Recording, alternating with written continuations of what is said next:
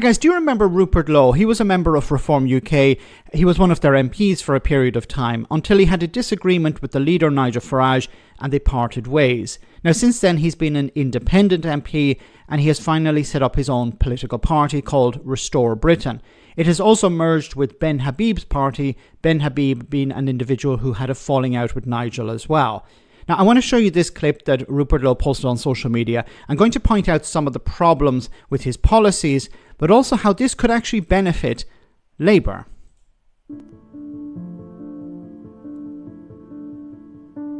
I have chosen to speak to you today from the farm because places like this represent what proper Britain is about. Okay, this is interesting. First of all, I'm not going to stop it too much, hopefully, but this is interesting because if you compare it to Nigel Farage's video that he put out recently, he was standing on a beach. So his approach is we need to stop immigration. We need to be on the beach stopping these people from coming in. If you look at Zach Polanski, he put out a video recently where he was in a town. Rupert Lowe instead is delivering this from his farm. So the problem with this, first of all, is that farming represents just 1.2% of employment. So this message is not for people living in cities, people living in towns. This is a message for rural Britain. And as you're going to see in this video, it's about harking back to a past that no longer exists. Hard work, responsibility, effort, duty, stewardship. This is the England I know, and this is the England that I love. It's called Restore Britain. Their logo includes Northern Ireland, but this is England focused. This is not really about appealing to people in Scotland, people in Wales, and certainly not people in Northern Ireland. This is a message for England. On a farm, you don't think in election cycles or headlines or polling. You think in seasons. You think in generations, in what you leave behind to those who come after you. And that's why, here on the farm, I am now launching Restore Britain as a national political party. I'm now going to dedicate my life to finding, organising, funding and providing hundreds of qualified candidates to present to the British people at the next general election. This process has already started, with invitations being issued to patriots in aligned political parties, Reform, the Conservatives, the SDP, Advance and more. Okay, so he's not appealing to people in Labour, he's not appealing to people in the Green Party, the Liberal Democrats. No, this is more about taking votes away from Reform and maybe the Tories. So this is how it's going to benefit Labour. He's going to split the right-wing vote. I don't think he's going to win many MPs. He'll probably hold on to his own seat. I don't think he has the machine to do this, but he's going to create a lot of problems for Nigel Farage's Reform. In local politics, we will work in partnership with localised political parties, such as Great Yarmouth First, that have the best interests of their residents at heart, combining our forces at the next general election. The men and women standing for Restore in that election will not be politicians. I promise you that. So you want people who are aligned with these other parties to join your party, but you don't want politicians. In order to be an MP, you need to give up what you're already doing. And at a time when people are struggling to get by, what sort of people is he appealing to? It has to be rich people. It can't be working class people, because they would have to stop doing what they're doing and become an MP and run the risk of not winning their seat. That's a huge thing to ask people, especially with such a small party. It's not like we're talking about the Conservatives or Labour, where you have a massive machine behind you, so there's a good chance, if everything is going well, that you'll win your seat. But you're asking people to abandon their lives and join you and run the risk of ending up with nothing. They will not be failed ministers. They will not be tainted by failures of the past. And of course, this is in reference to who? Of course, Reform UK. Reform UK, which is full of failed ministers and people tainted from the past. They will be from business, from the military, from science, from medicine, from education, from industry, representing real communities up and down the country. Every single one will be from well outside the existing political establishment, and every single one will understand the difficult decisions that need to be taken. This sounds good. It sounds good in theory. People who have not been involved in politics whatsoever, we're going to bring them in and we're going to make them ministers. We're going to make them MPs. But there's a problem with this. There have been political parties like this all over the world. In Europe, the Five Star Movement in Italy. A lot of the problems it had was it was bringing people in who had no experience of government. And they struggled. I'm not saying we shouldn't go down this road. I'm just saying there are problems going down this road. And if you have no politicians on board, you have no one with experience. And you need experience if you're to run a government. Because there are no easy fixes. I'm not going to tell you comforting lies about the condition of our country. I have only ever been honest with the British people, and I will be straight with you now. What is necessary will be incredibly painful. For you. Not for me. I'll be okay, Jack. But for the first time in a very long time, voters will have a genuine alternative which is truthful with them about the scale of what now has to be done. The first priority is to control who comes to our country, and more importantly, who stays in our country. Restore Britain will not just stop mass immigration, we will reverse it. Every single illegal migrant will be securely detained and then deported. Well, this is exactly what happens now. What are you selling? Like, you have to differentiate yourself from the other parties. Labour are saying exactly, if somebody comes into the country illegally, what their definition of illegal is up in the air, but the rhetoric is always the same. Yeah, if people come into the country illegally, we detain them and we deport them. That's happening, if you want to describe asylum seekers who have no right to be in the country, they are generally deported. But the problem with deporting people is you need a place to send them. The message will be unrelenting. If you are in this country without our permission, you will be removed. For the foreseeable future, far more people must leave Britain than arrive. If a foreign national is unable to speak English, lives in social housing, claims benefits, refuses to work, fails to integrate, commits crime, or even actively hates our way of life and wishes to do us harm, then they must leave or be made to leave. Who are these people? He added a lot of criteria there. Who are these people you're talking about? People who commit crimes, are on benefits, in social housing, refusing to work, don't speak English. Who are these people? Unless he's just referring to asylum seekers. Well, if you're an asylum seeker commits a crime, they go to jail. And generally, at the end of that time, they go back to their home country.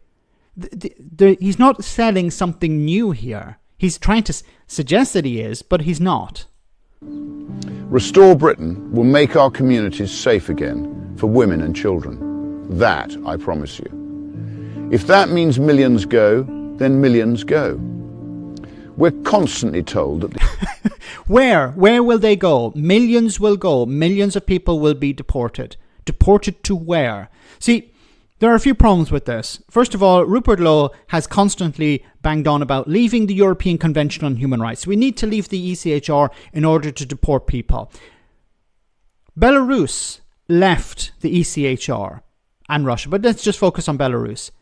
Do you think the relationship Belarus had with other countries in Europe improved or got worse when it left the ECHR?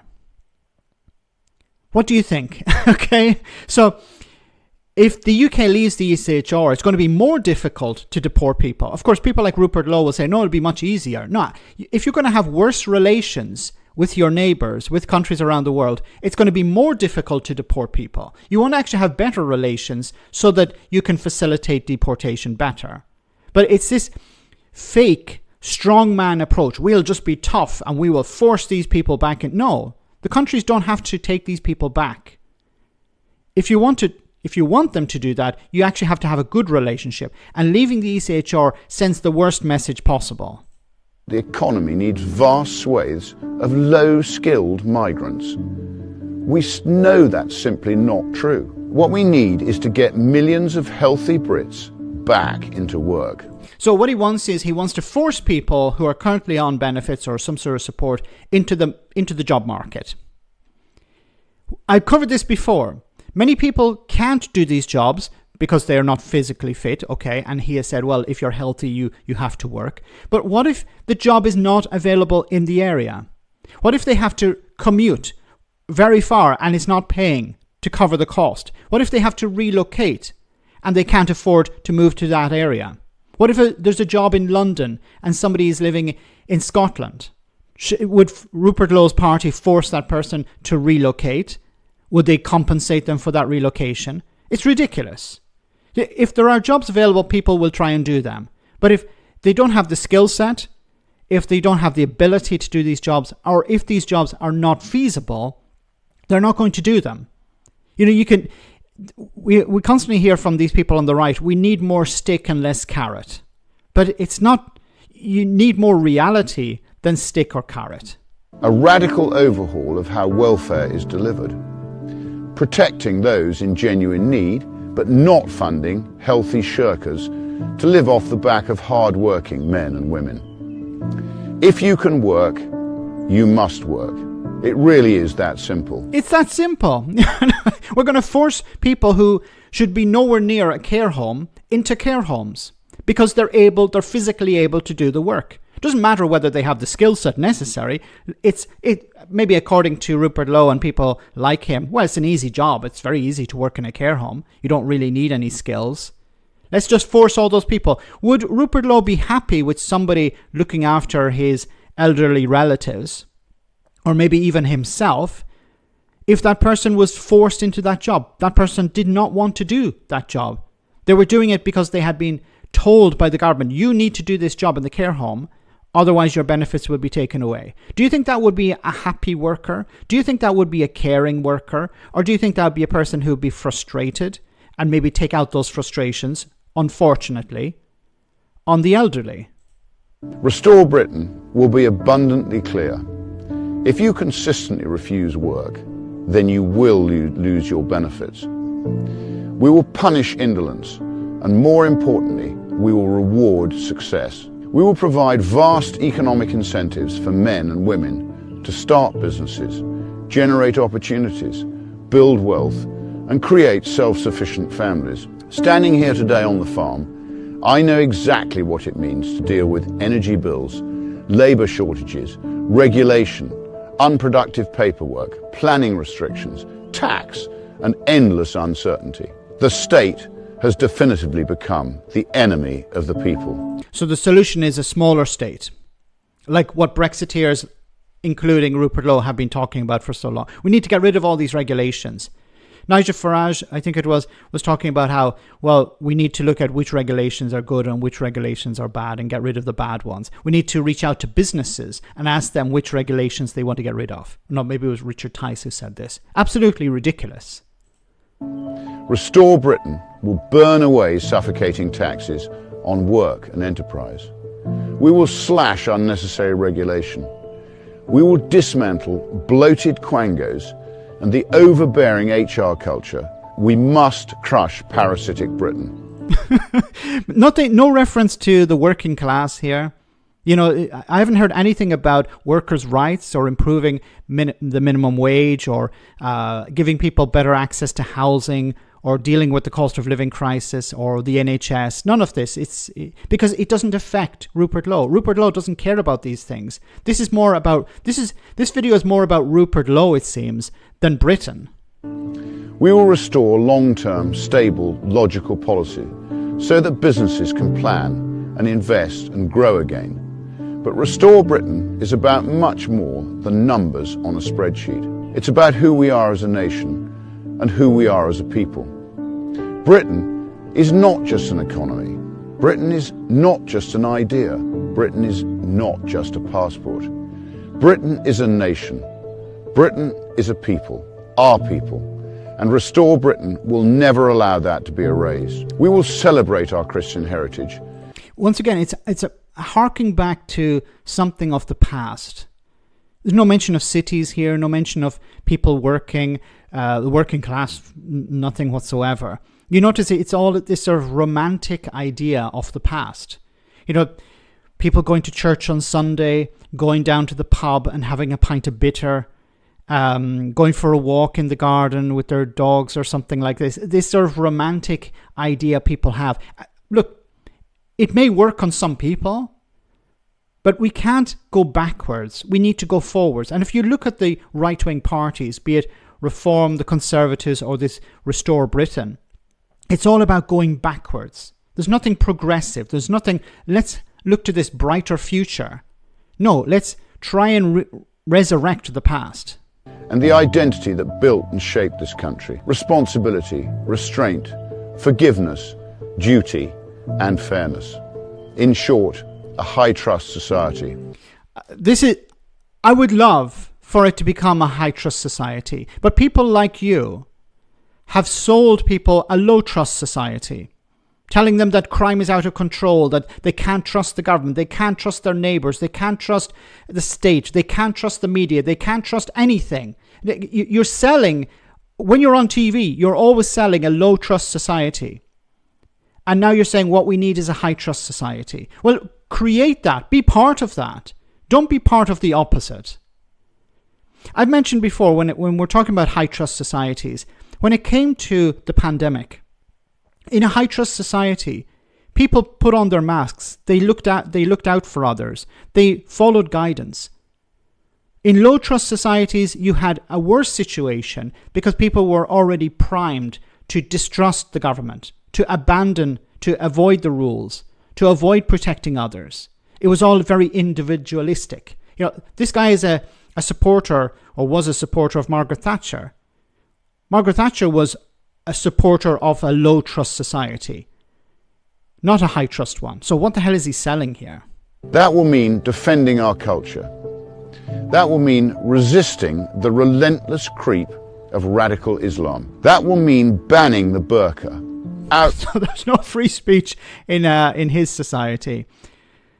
He's usually an advocate for free speech, but hey, you're not allowed to. I'll tell you what to wear and what not to wear. Outlawing Sharia law, blocking cousin marriages, and reimposing our Christian-based rule of law. A Restore Britain government would legislate to ensure that no halal or kosher slaughter on British soil. This is Britain, and we will do things our way. This political party now exists for one reason: to restore Britain.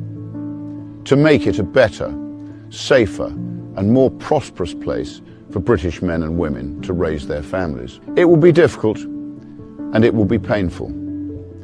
But I assure you, it is possible. I hope you will consider joining me on this journey and becoming a member of our party. It is our country. It is now our collective responsibility to act. Together, we will restore Britain. Thank you. Okay. As I mentioned earlier in the video, I think this is going to be a problem for Reform. It's going to be a problem for the Conservatives. This is going to split the right-wing vote. And this is going to help Labour. Because as we saw with Reform, they were taking votes away from the Conservatives. Now we're starting to see the Conservatives take a few votes away from Reform, as people are getting a bit tired of Nigel Farage and his rhetoric and his shenanigans. So add another right-wing party to the mix, and this is going to create problems for Reform. So Reform are going to start to lose votes. They're riding high in the polls, but they're going to start to lose votes to the Conservatives and this party, Restore Britain. Now, will he succeed? Will he win lots of seats? I don't know, and I don't think so, at least at the moment, because he doesn't have a ground operation. He needs a huge machine behind him. He has big, deep pockets, and he has supporters who have very deep pockets. Elon Musk has thrown his support behind this project. I don't know if that's going to be enough, though. And, you know, as we've seen with Reform, they're becoming more and more established in many ways. So this is going to be very difficult for Rupert Lowe to overcome. He's fighting an uphill battle here. But he doesn't need to win power. All he needs to do is take votes away from Reform, and this will upset the apple cart.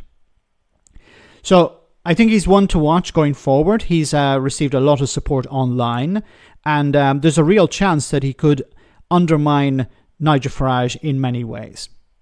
Let me know in the comment section, guys, what you think, and I'll see you in the next video. If you've made it this far, thank you so much for watching this video. Remember to click like, subscribe, and ring the bell in order to stay in the loop for future videos. Now, you can also support the channel financially by clicking on the links below to Patreon, becoming a member, and of course, sending me a coffee. And all of those are greatly appreciated, but of course, only if you're able to. Remember, I stream twice a week on Tuesday and Friday nights, and I hope to see you on the streams as well. So have a great day, and I'll see you in the next video.